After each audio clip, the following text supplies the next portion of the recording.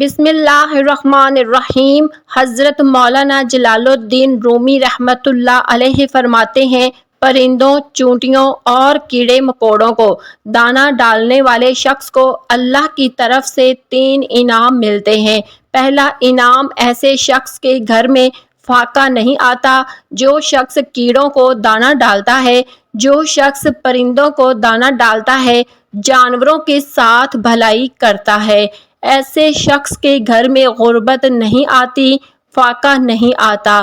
جس طرح انسان کو انسان کے ساتھ بھلائی کرنے کا اجر و ثواب ملتا ہے، اسی طرح پرندوں کو دانہ ڈالنے کا بھی اجر و ثواب ملتا ہے، جانوروں کے ساتھ بھلائی کرنے کا بھی اجر و ثواب ملتا ہے، جانوروں کو پانی پلانے کا بھی ویسے ہی اجر و ثواب ملتا ہے جس طرح انسان کسی پیاسے انسان کو پانی پلاتا ہے۔ نبی کریم صلی اللہ علیہ وسلم نے ایک گناہ گار شخص کا واقعہ سنایا۔ میرے نبی نے فرمایا، صحابہ، تم سے پہلی امتوں میں سے ایک گناہ گار تھا، بدکار تھا، سیاہ کار تھا۔ وہ سفر کو جا رہا تھا، کافی سفر طے کرنے کے بعد اس کے پاس پانی ختم ہو گیا۔ 3 دن وہ بیچارہ پیاسا رہا۔ 3 دن کا بندہ پیاسا ہو تو بتاؤ اس کو پانی کی کتنی ضرورت ہوتی ہوگی۔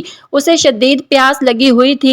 کافی بھاگ دوڑ کرنے کے بعد، کافی تلاشی کے بعد اسے ایک کنواں ملا۔ کنویں کے اندر اس نے جھانک کر دیکھا، پانی تو ہے مگر بہت نیچے۔ بڑی مشکل سے وہ کنویں کے اندر گیا، پانی پیا۔ پانی پی کر باہر نکلا ہی تھا کہ اس نے دیکھا کہ ایک پیاسا کتا ہے جو بیچارہ کیچڑ چاٹ رہا ہے، گندی کیچڑ چاٹ رہا ہے۔ اس گناہ گار شخص نے دل میں سوچا، جس طرح مجھے پیاس لگی ہوئی تھی، جس طرح میں پیاس سے تڑپ رہا تھا، یہ کتا بھی ایسے ہی تڑپ رہا ہوگا۔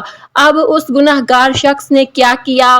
اللہ تعالیٰ جب کرم کرنے پر آتا ہے نا، پھر کوئی نہ کوئی بہانہ نکال ہی لیتا ہے، کوئی نہ کوئی وسیلہ بنا ہی لیتا ہے۔ اس گناہ گار شخص نے کیا کیا؟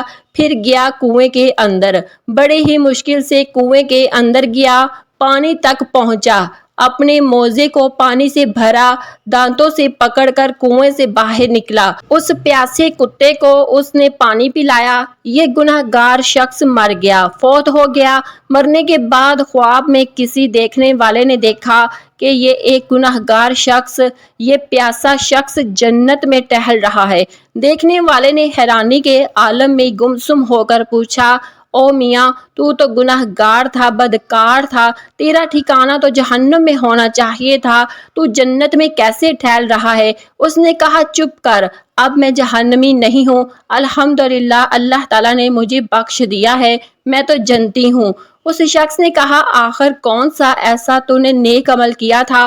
کہا، زندگی میں اور تو کوئی عمل نہیں کیے تھے، بس مرنے سے پہلے ایک عمل ایسا کیا تھا، وہی عمل میرے اللہ کو پسند آیا ہے، میرے اللہ نے مجھے بخش دیا ہے۔ وہ کون سا نیک عمل تھا کہ میں نے پیاسے کتے کو پانی پلایا تھا؟ سبحان اللہ! آپ اندازہ تو لگائیں، اگر ایک گناہ گار انسان، بدکار انسان، سیاہ کار انسان، خطا کار انسان، ڈوبا ہوا ذلیل انسان اگر ایک پیاسے کتے کو پانی پلائے تو میرے اللہ اس پیاسے کتے کی حیا کر کے گناہ گار کو بخش دیتا ہے۔ اس بات کا تو کوئی جوڑ ہی نہیں۔ مخلوق خدا کے ساتھ جو شخص انسانوں کی خدمت کرتا ہے، پیاسے انسان کو پانی پلاتا ہے، بھوکے کو روٹی کھلاتا ہے، ضرورت مند کی ضرورت کو پورا کرتا ہے، اللہ تعالیٰ اس کو کتنا اجر دیتا ہوگا، اللہ تعالیٰ ایسے شخص پہ کتنا راضی ہوگا۔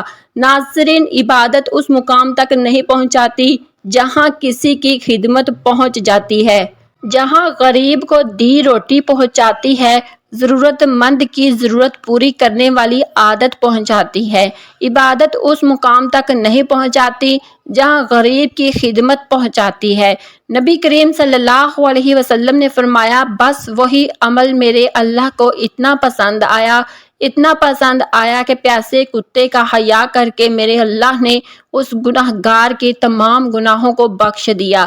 اب ایک دوسری حدیث میں تصویر کا دوسرا رخ بیان کرتے ہوئے میرے نبی کریم صلی اللہ علیہ وسلم نے فرمایا، بنی اسرائیل میں سے ایک خاتون تھی جو خود کو اللہ کے سامنے بڑی ہی مقبول ترین خاتون سمجھتی تھی۔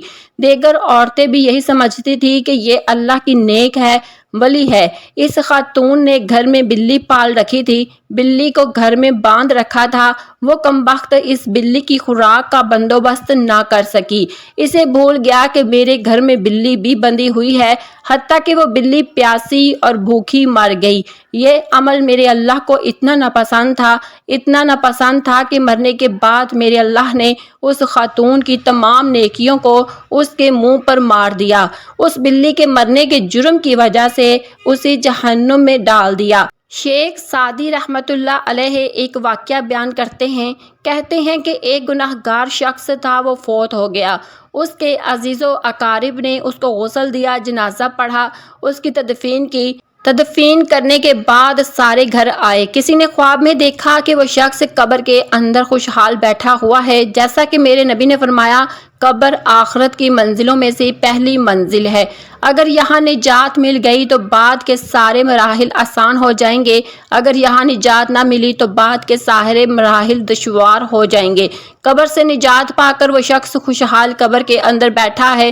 دیکھنے والے نے کہا، او گناہ گار، تو گناہ گار تھا، تو روتے نظر آتا، تو خوشحال کیوں بیٹھا ہے؟ کہا، میاں قبر آخرت کی منزلوں میں سے پہلی منزل تھی، الحمدللہ اس منزل میں تو میں کامیاب ہوا، اسی طرح قبر سے مجھے کامیابی ملی ہے، آگے بھی انشاءاللہ اللہ تعالیٰ ضرور کامیاب کرے گا۔ اس نے کہا، آخر کون سا ایسا نیک عمل کیا تو نے؟ اس نے کہا، میں نے تو کوئی نیک عمل نہیں کیا تھا، میری اولاد نے، عزیز و اقارب نے جب مجھے دفن کیا، میری تدفین کے بعد میرے اوپر مٹی ڈالی، خاک انڈیلنے کے بعد میرے ایک بچے نے گندم اناج کے کچھ دانے اٹھائے، میری قبر کے اوپر پھینک دیے اور سارے واپسی کی طرف چل دیے۔ پرندے آئے، ایک ایک دانہ اٹھا کر چلے گئے۔ ان میں سے ایک پرندہ ایسا تھا جو سخت بھوکا تھا، اس پرندے نے ایک دانہ اٹھایا، منہ میں لیا، یہ کہتے ہوئے اڑ کر چلا گیا، مالک جس مقصد کے لیے لوگوں نے یہاں دانے پھینکے ہیں ان کا وہ مقصد پورا فرما۔ جبکہ میرے بچے نے اس مقصد کے لیے میری قبر کے اوپر دانے ڈالے تھے کہ چرند پرند کیڑے مکوڑے کھائیں گے اور یہ میرے باپ کے لیے صدقہ جاریہ بن جائے گا، اور اسی عمل کی وجہ سے اللہ تعالیٰ میرے باپ کو بخش دے گا۔ میرے نام پر میرے بیٹے نے بھوکے پرندوں کو ایک دانہ ڈالا ہے، بس اسی دانے کے صدقے سے اللہ تعالیٰ نے مجھے قبر سے نجات دلائی، اللہ نے مجھے قبر کے عذاب سے بچا لیا ہے، ایک دانے کے صدقے اللہ تعالیٰ نے مجھے قبر کے کیڑوں سے بچا لیا ہے۔ حضرت مولانا جلال الدین رومی رحمۃ اللہ علیہ فرماتے ہیں، پرندوں، چرندوں اور کیڑے مکوڑوں کو دانہ ڈالنے والے شخص کو اللہ کی طرف سے 3 انعام ملتے ہیں۔ نمبر 1، اس کے گھر میں فاقہ نہیں آتا، اس کے گھر میں غربت نہیں آتی، غربت کے جنازے نکل جاتے ہیں، امیری عروج پر آ جاتی ہے۔ نمبر 2، ایسے شخص کے رزق میں اللہ تعالیٰ برکتیں ڈال دیتا ہے۔ نمبر 3، حلال رزق ایسے بندے کو ایسے تلاش کرتا ہے جیسے مرنے والے کو موت تلاش کرتی ہے۔ ناظرین، ثواب کی نیت سے اس ویڈیو کو اپنے دوست احباب کے ساتھ ضرور شیئر کریں، لائک کریں اور چینل کو ضرور سبسکرائب کریں۔ اللہ حافظ۔